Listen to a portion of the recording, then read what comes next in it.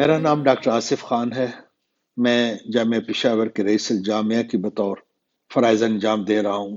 میرے لیے انتہائی اعزاز کی بات ہے کہ اقبال اکیڈمی نے ڈاکٹر سر علامہ محمد اقبال کی 82ویں برسی کی مناسبت سے میرا پیغام ریکارڈ کرنے کی خواہش ظاہر کی ہے۔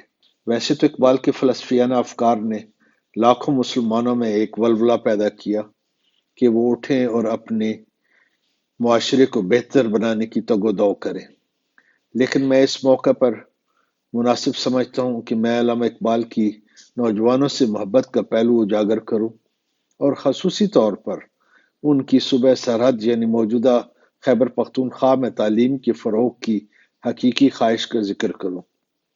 علامہ اقبال سمجھتے تھے کہ تعلیم یہ وہ ہتھیار ہے جو انسانی ذہن کی کشادگی بخشتا ہے اور اسے طاقت و اختیار کے خواہش سے مالا مال کرتا ہے۔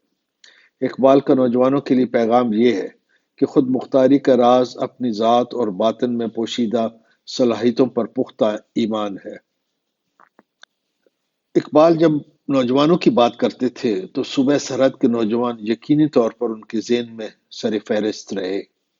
غالباً یہی سبب تھا کہ جب 1926 میں وہ پنجاب کی قانون ساز اسمبلی کے رکن منتخب ہوئے تو انہوں نے پشاور اور کوئٹہ میں یونیورسٹی کے قیام کی قرارداد پیش کی۔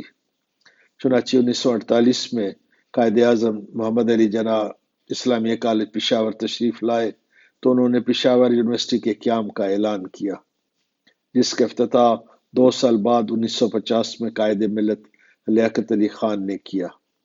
کہا جاتا ہے کہ 1000 میل کی مسافت بھی ہو تو اس کا سفر پہلے قدم سے شروع ہوتا ہے۔ اس وقت صوبہ خیبر پختونخوا میں صرف سرکاری یونیورسٹیوں کی تعداد 30 بنتی ہے اور علم کی روشنی کی پہلی کرن کا صحرا علامہ اقبال کی دور اندیشی کی سر ہے۔